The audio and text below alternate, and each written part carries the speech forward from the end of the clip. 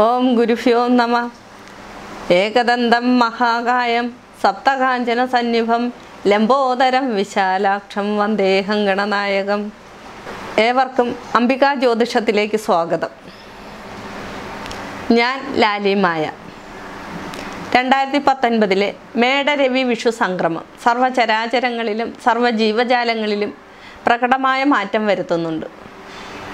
അശ്വതി മുതൽ രേവതി വരെയുള്ള നക്ഷത്രക്കാർക്ക് 2019 മേടരവി വിഷു സംക്രമം എങ്ങനെ സ്വാധീനിക്കുന്നുവെന്ന് നമുക്ക് നോക്കാം. അതായത് ഉദ്യോഗപരമായിട്ടും തൊഴിൽപരമായിട്ടും രാഷ്ട്രീയപരമായിട്ടും ധനപരമായിട്ടും കുടുംബപരമായിട്ടും ആരോഗ്യപരമായിട്ടും വിദ്യാഭ്യാസപരമായിട്ടും ഏതൊക്കെ രീതിയിൽ അവർക്ക് മാറ്റങ്ങളുണ്ടാകുന്നു, അല്ലെങ്കിൽ ഗുണകരമായോ ദോഷകരമായോ വ്യത്യാസങ്ങൾ ഉണ്ടാകുന്നു എന്ന് നമുക്ക് നോക്കാം. ഞാൻ ഇന്നിവിടെ പറയാൻ പോകുന്ന നക്ഷത്രം രേവതി നക്ഷത്രമാണ്.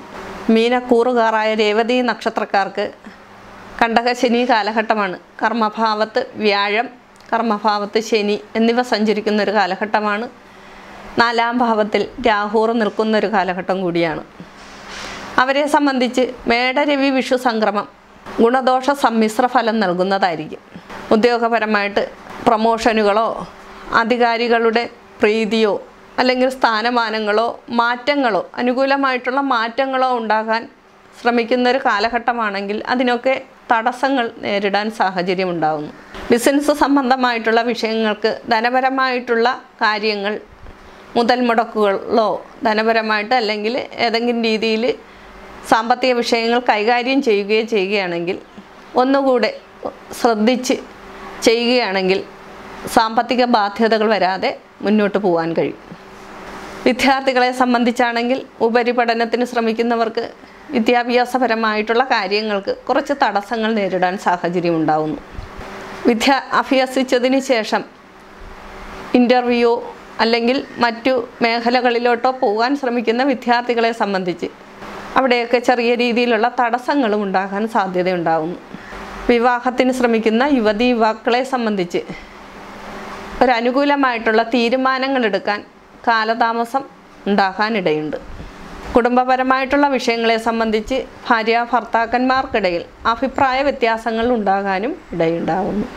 ചെറിയ ചെറിയ രോഗങ്ങൾ, ചെറിയ ചെറിയ മുറിവ് ചതവുകൾ, അതല്ലെങ്കിൽ ശസ്ത്രക്രിയ പോലുള്ള വിഷയങ്ങളെ സംബന്ധിച്ച് ആശുപത്രിവാസമോ അത് സംബന്ധിച്ച് ഏതെങ്കിലും മാനസിക വിഷമങ്ങളോ ഒക്കെ വരാൻ സാഹചര്യമുള്ളതിനാൽ അതിനെയൊക്കെ അതിജീവിക്കാൻ കൂടുതൽ ശ്രദ്ധ വയ്ക്കുകയാണെങ്കിൽ അതിനൊക്കെ അതിജീവിച്ച് പോകാനും കഴിയുന്നതായിരിക്കും.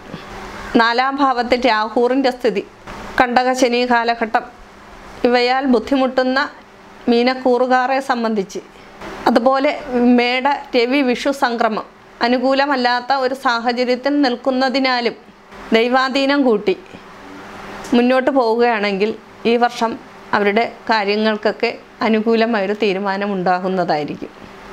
കുടുംബപര ദേവതാ പ്രീതികരങ്ങളായ പൂജാതി കാര്യങ്ങൾ, സർപ്പപ്രീതി, അയ്യപ്പ ക്ഷേത്രത്തിൽ നീരാഞ്ജന വഴിപാടുകൾ, ദുർഗാദേവി ക്ഷേത്രത്തിൽ രക്തപുഷ്പാഞ്ജലി പോലുള്ള പ്രീതികരങ്ങളായ പൂജാതി കാര്യങ്ങൾ ഒക്കെ നടത്തി മുന്നോട്ട് പോവുകയാണെങ്കിൽ ഒരു പരിധിവരെ ദോഷഫലങ്ങൾ മാറ്റാവുന്നതാണ്.